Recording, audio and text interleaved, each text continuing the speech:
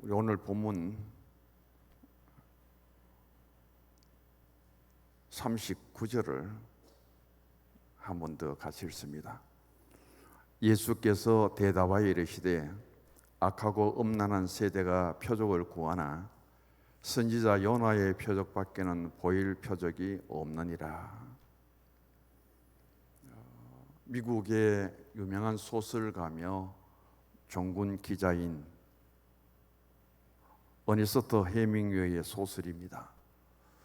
누구를 위하여 종을 울리나, 이 작품에서 세 가지 우리 인생의 풍랑을 말하고 있습니다. 첫 번째 인생의 삶의 풍랑은 자연의 풍랑입니다. 많은 폭우를 통해서 피해를 보고 있는 이 환경 속에 또다시 태풍이 다가오고 있습니다. 6호 태풍 메킬라는 지금 중국에 상륙해서 굉장히 많은 피해를 주고 있고요. 이번 주간에 우리나라를 관통할 것이라고 예고하고 있습니다. 8호 태풍 바비는 지금 올라오고 있는 중에 있습니다. 9호 태풍 네킬라는 또 일본을 관통할 것으로 예보되고 있습니다. 태풍이 오면은 거센 바람도 불고 많은 비도 내리게 합니다. 그것을 통해서 우리의 삶에 얼마만큼 많은 피해를 주고 있는지 우리는 많이들 경험하고 있습니다. 두 번째 태풍은 바로 질병의 풍랑이라고 그렇게 말합니다.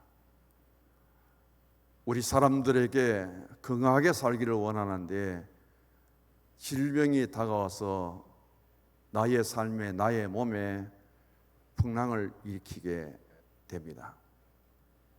코로나19 바이러스 풍랑을 통해서 오늘 전 세계가 얼마만큼 활동에 장애를 받고 단절되고 마비되고 있는지를 우리가 경험하고 있습니다. 고칠 수 없는 난치병, 불치병, 그리고 전혀 뜻하지 않았던 각종 암병을 통해서 이런 질병이 우리 삶에 풍랑을 일으키면 얼마만큼 고통과 아픔과 생명까지도 잃게 되는 것을 보게 되죠. 세 번째 풍랑이 바로 사람에게서부터 오는 풍랑으로 말합니다. 이 풍랑은 자연의 풍랑과 또 질병의 풍랑 이상으로 많은 고통을 주고 때로는 자신의 삶을 포기하도록 만들어버립니다. 배우자나 자녀들, 그들로부터 겪게 되는 풍랑들, 사업을 하다가 맞게 되는 부도와 또는 배신의 풍랑 속에 함께 더불어 사는 사회 속에서 이웃들로부터 우리가 당하는 여러 가지 풍랑으로 하여금 고통스러워합니다. 눈물 짓고 절규를 부르짖을 때가 있습니다. 이런 세 가지 풍랑 외에 오늘 하나님은 믿음 생활하는 성도들에게 또 하나의 풍랑을 소개하고 있습니다. 그 풍랑은 하나님의 뜻에, 하나님의 말씀에 불순종할 때에 우리에게 하나님이 일으키는 풍랑이 있습니다. 하나님은 어떤 사람들에게 이 신앙의 풍랑을 일으키느냐 하면 하나님의 뜻에 불순종하는 자에게, 하나님의 뜻을 따라 믿음으로 살지 않고 거역하는 자들에게 하나님은 이 풍랑을 일으킵니다. 하나님의 풍랑을 우리 사람의 힘으로 피할 수 없고 벗어날 수 없습니다. 그 하나님의 풍랑은 애굽의 바로의 궁궐에도 일으켰고 유대의 헤롯의 궁궐에도 다윗의 궁궐에까지도 이 풍랑을 일으켰습니다. 왜 일으켰느냐? 하나님의 말씀 앞에, 하나님 앞에 코람되어져 바르게 살지 못할 때 하나님은 이 풍랑을 일어나게 하셨습니다.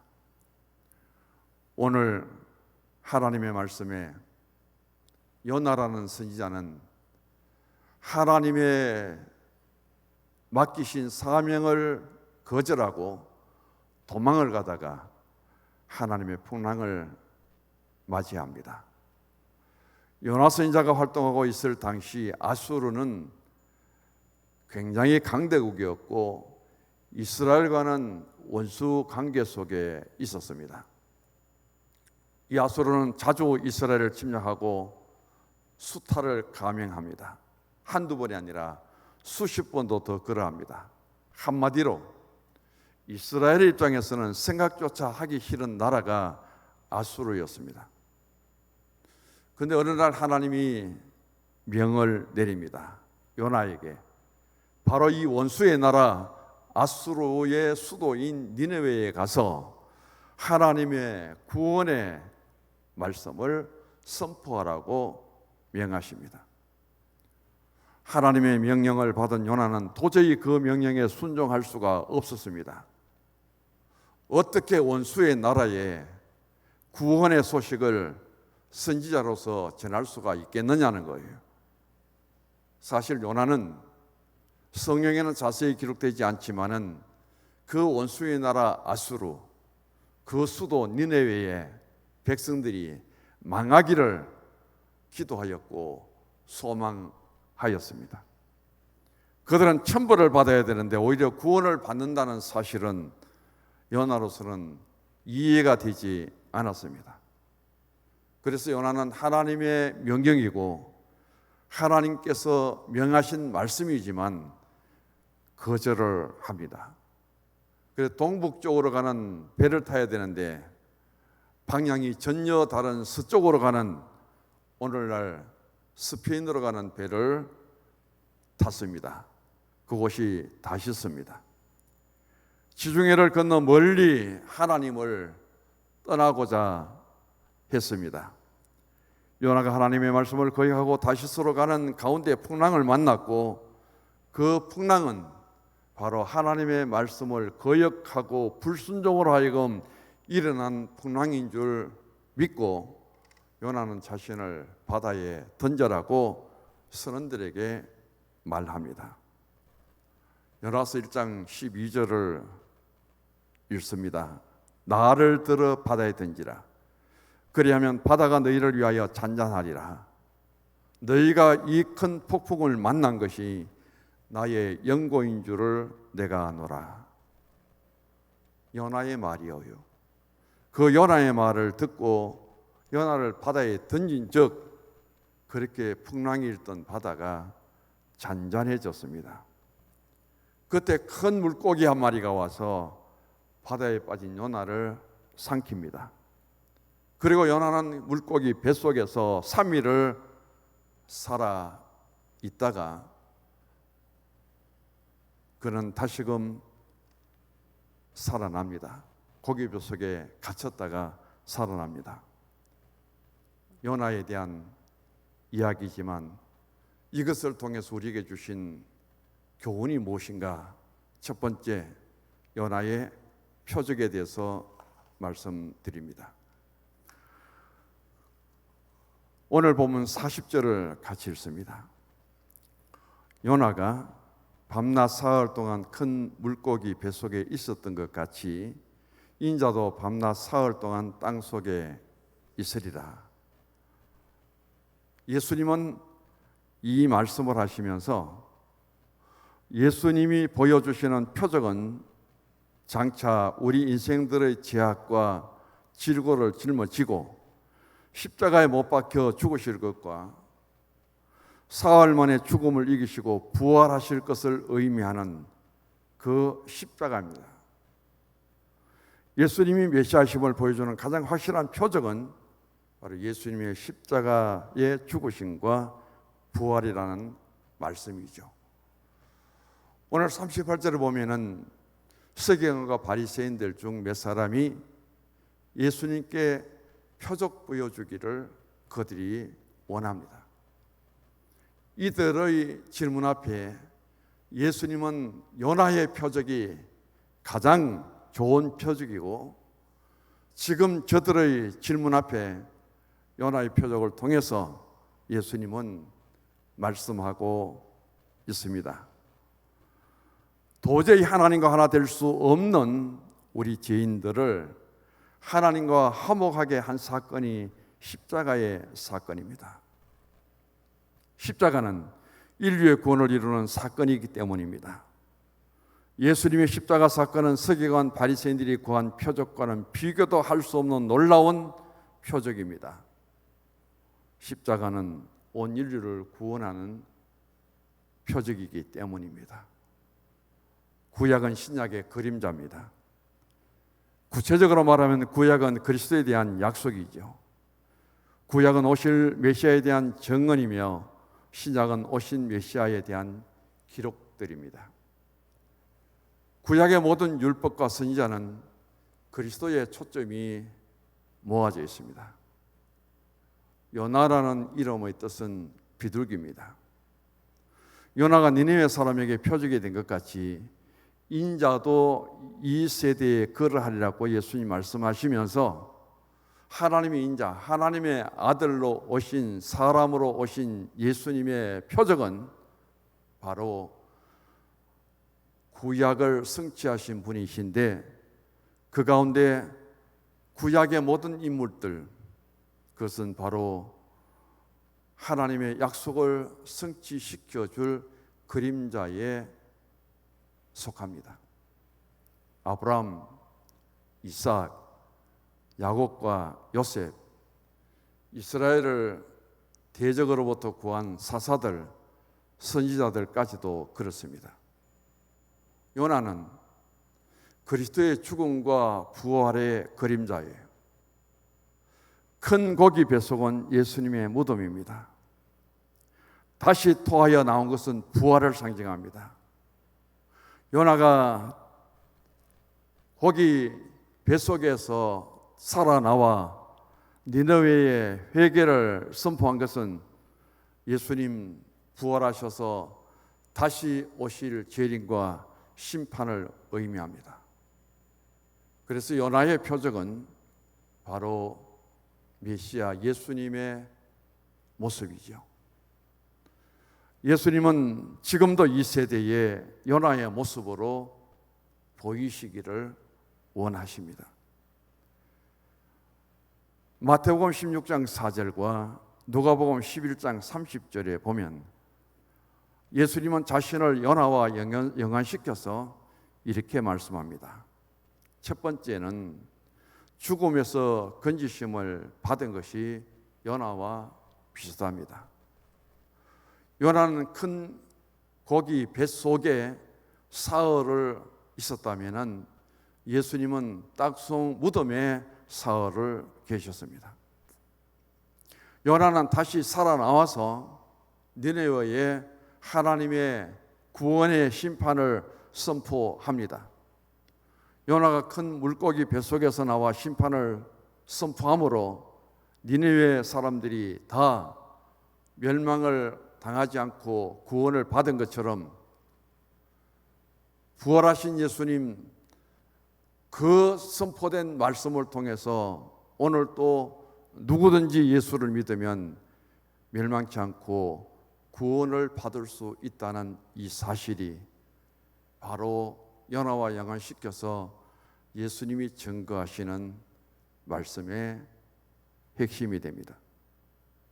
그렇다면 요나의 소명은 어떤 것이었는가? 요나서 1장 2절을 같이 읽어보십시다. 구약성경 1286쪽입니다. 1286쪽에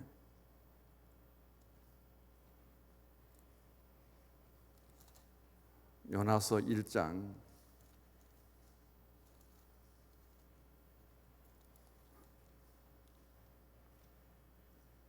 2절을 같이 읽습니다.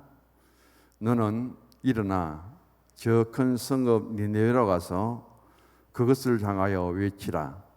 그 악독이 내 앞에 상달되었음이니라 하시니라. 2절 한 절에 세 가지 동사를 보시기 바랍니다. 첫 번째 동사가 일어나라. 두 번째 가라고 있습니다. 그리고 세 번째 외치라고 있습니다. 너는 일어나 니느웨로 가서 외치라. 왜냐하면 그 악함이 하나님 앞에 상달되었기 때문입니다. 하나님이 요나에게 명하신 명령, 요나에게 주신 사명, 일어나라. 여기서 일어나라는 것은 준비하라는 뜻입니다. 어디로 갈 것을 준비해야 되느냐? 바로 아수르의 수도인 니느웨로 갈 준비를 하라는 말씀입니다. 하나님이 보내신 곳에 준비된 신앙으로, 그리고 그 복음을 들고 메시지를 들고 가기 위해서 일어나야 되고 준비할 것을 하나님이 명하십니다. 두 번째 보면은 가서라는 동사입니다. 이 말은 이동하라는 거예요. 지금 여기 머물러 있지 말고 가야 되는데 어디를 가느냐? 선교 현장을 찾아가라는 뜻입니다. 지금 요나가 선지자입니다. 선지자 요나가 가야 될 곳은 하나님이 명하시는 아수르의 수도 니느웨예요. 여기에 가기 위해서는 일어나야 됩니다. 앉아 있어도 안 되고 누워 있어도 안 되는 거예요. 힘을 다해서 그 하나님이 가라고 하는 니느웨로 그는 이제 선교 현장을 찾아가야 되는데, 요나는 그 하나님의 뜻을 거역하고 니느웨로 가지 않고 다시스로 도망가 버립니다. 그 요나를 하나님이 다시금 선교 현장 아수르의 수도 니느웨로 보내기까지 일어났던 사건이 바로 요나의 물고기 사건입니다. 세 번째는 외치라고 했습니다. 이 외치라는 말의 뜻은 소리 높여 외쳐야 한다는 뜻입니다. 지금 아수르의 니느웨 가서 그냥 조용하게 성경 공부를 하고 하나님의 말씀을 묵상하는 것이 아니라 여기에 가서는 가장 목소리를 높여서 하나님의 복음을 전해야 된다는 거예요. 그래야 그들이 듣고 회개하고 돌아올 수 있다는 것이 하나님의 말씀입니다. 하나님은 요나에게 니느웨에 가서 복음을 전하라고 합니다. 아수르는 이스라엘을 쳐들어와서 잔혹하게 고통을 주었던 나라예요. 아수르 살만 에셀 3세는 역사 속에 보면 가장 잔인하고 이스라엘에게 많은 고통을 주었던 악한 왕입니다. 이스라엘의 수도 사마리아 도성이 파괴되는 과정에서 그 중에 살아남은 자들까지 전부 노예가 되었습니다.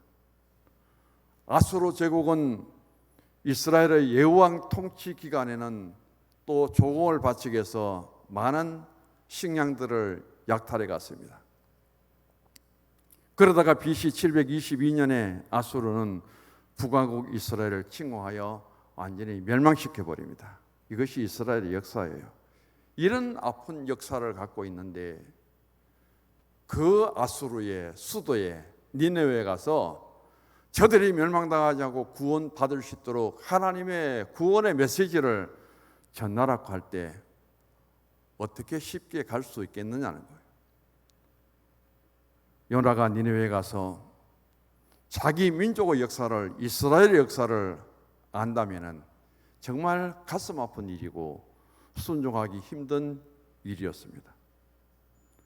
비록 아수르 나라의 니느웨일지라도 하나님의 뜻은 요나를 통하여 그 말씀이 전파되어서 이스라엘 나라의 대적자일지라도 그 백성, 그 사람들이 다 구원받기를 원하시는 것이 하나님의 뜻이라는 겁니다. 하나님은 지금도 모든 백성이 구원받기를 원합니다. 요나의 표적은 예수님이 당시 사람들에게 보여주기 원하셨던 표적일 뿐 아니라 현재도 모든 사람들에게 보여지기를 원하는 표적입니다.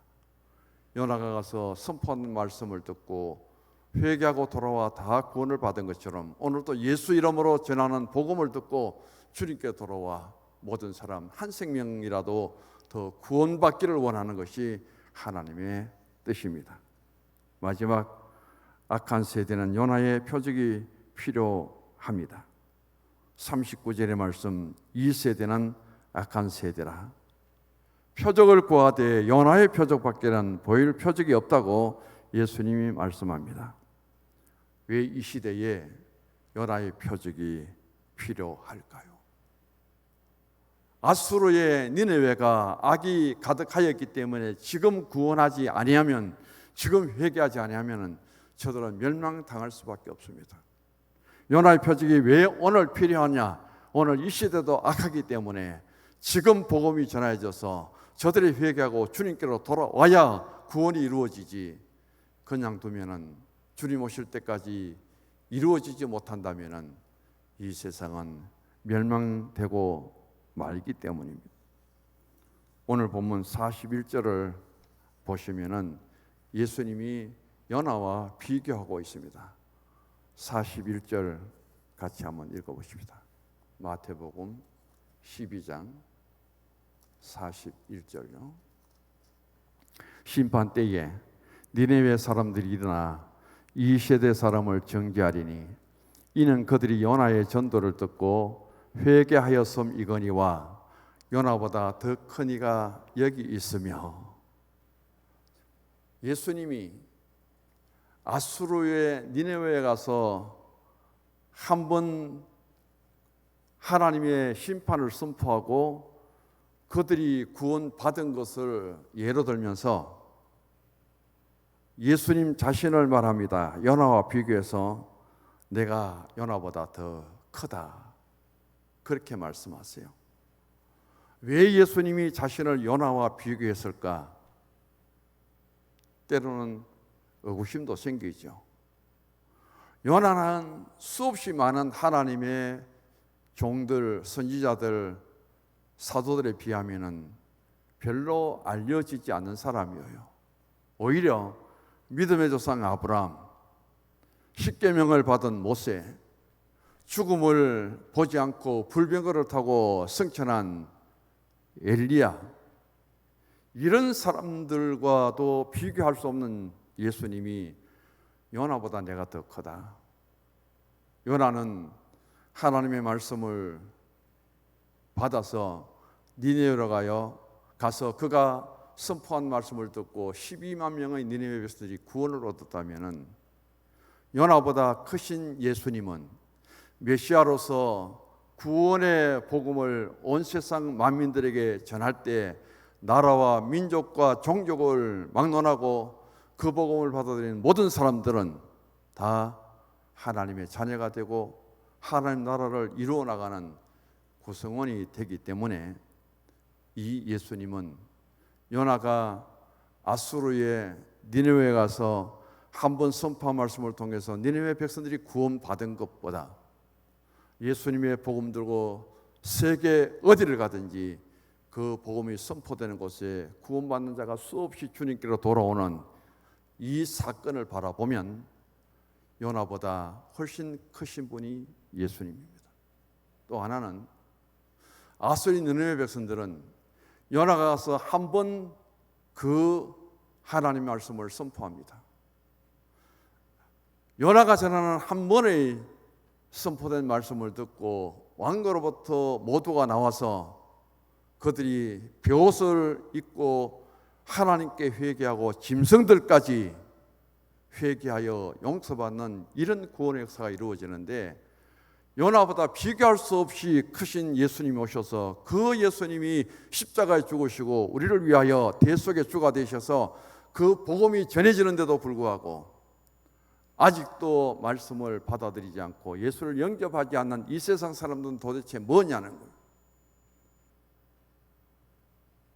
요나는 한 번 선포된 말씀을 통해서 니네의 구원을 이루는 자가 되었다면 예수님 복음은 끊임없이 계속되는데도 불구하고 아직도 그 예수님을 영접하지 않고 복음을 받아들이지 않는 그 사람들을 생각하면은 오늘 이 시대를 살아가는 우리들에게 요나의 표적을 원하는 저들에게 바리새인도 서기관도 저들은 하나님의 백성이라고 하면서 그 예수님을 가장 가까이 있으면서 지금도 영접하지 않습니다. 지금도 믿지 않아요. 유대인들은 이 땅에 오신 예수님을 십자가에 못 박아 죽이면서까지 아직도 그 예수님을 메시아로 영접하지 않고 믿지 않는 유대인이에요. 그러면서 저들은 하나님의 백성이라고 말하고 있습니다. 오늘 요나의 표적은 무엇인가? 저들이 바리새인이고 서기관이라도 저들이 유대인일지라도 예수님의 복음을 받아들이고 회개하고 주님께로 돌아오지 아니하면 저들은 멸망의 백성이 될 수밖에 없다는 것. 오늘 예수님은 알파가 되시고 오메가도 되시고 우리가 찬송가도 불렀습니다. 어제나 오늘이나 영원토록 동일하신 예수님. 요나서의 핵심이 그렇습니다. 아무리 악한 니네웨 백성일지라도 하나님은 사랑하시고 그 백성들도 하나님의 구원의 메시지를 들을 수 있는 기회가 있고 그것을 위하여 쓰임받는 요나가 하나님 말씀을 들고 가서 한 번 선포했을 때 니네웨에 있던 그 백성들은 요나의 말씀이 하나님의 선포된 말씀으로 받아들이고 회개하면 구원을 받고 거역하면 심판받는 줄 알고 저들은 철저하게 하나님께 회개하여 구원을 받고 하나님께 돌아온 놀라운 역사가 일어나게 됩니다. 예수님이 이렇게 말씀합니다. 이 시대가 표적을 구하나 요나의 표적밖에는 더 보여줄 것이 없다고 말씀하지요. 오늘 유대인들은 믿음의 조상을 가졌습니다. 아브라함이요. 그러나 지금 상태 속에 회개가 없다면 저들은 그리스도 예수 안에서 구원받는 하나님의 자녀가 될 수 없습니다. 아무리 율법에 정통하고 그 율법을 가르치는 바리새인과 서기관일지라도 예수 믿고 회개하여 주님께로 돌아오지 아니할 때 저들도 심판의 대상이 될 수밖에 없다는 겁니다. 우리는 오늘 이 시대를 살아가면서 요나 같은 유대인이기보다는 굵은 벼옷을 입고 잿더미에 올라 앉을 수 있는 니느웨 백성이 되기를 원합니다. 그 요나가 그럼에도 불구하고 하나님의 뜻을 거역하고 하나님을 멀리 떠났지만 다시금 그를 하나님이 부르셔서 요나에게 사흘간의 고기벼속에 두었다가 그가 다시금 살아나와서 그에게 주어진 소명을 이룬 것처럼 이 땅에 오신 예수님 십자가를 지시고 사흘 동안 무덤에 계셨다가 3일 만에 다시금 부활의 주님이 되셔서 그 예수 이름으로 복음이 전파되는 곳에 모두가 죄를 회개하고 주님께로 돌아옴으로 하여금 구원의 자리에 서게 되고 거룩한 하나님의 백성이 되어서 예수 이름으로 하나님께 담대히 나갈 수 있는 아름다운 신앙의 자리에 세워진 것을 믿으시기 바랍니다. 요나의 표적을 구하는 사람들에게 예수님은 요나의 표적을 통해서 오늘의 이 시대에 요나보다 더 큰 구원자가 되심을 우리에게 보여주시고 요나보다 더 크신 주님의 그 복음의 역사 속에 모두가 회개하고 주님께로 돌아와서 하나님 나라의 거룩한 일들을 이루어 나갈 수 있는 그 속에 하나님의 자녀로서 함께 살아갈 수 있는 거룩한 신앙의 공동체가 되기를 간절히 바라는 마음입니다. 주 마지막에 결론을 같이 읽습니다. 요나에 의해 선포된 하나님의 말씀을 듣고 니네웨가 구원받았다는 사실이 요나의 표적이다. 요나의 큰 고기 뱃속은 예수님의 무덤이다. 다시 토하여 살아난 요나는 예수님의 부활이다. 니네웨의 회개 선포는 예수님의 재림과 심판이다. 요나의 표적은 예수님의 모습입니다. 하나님 감사합니다.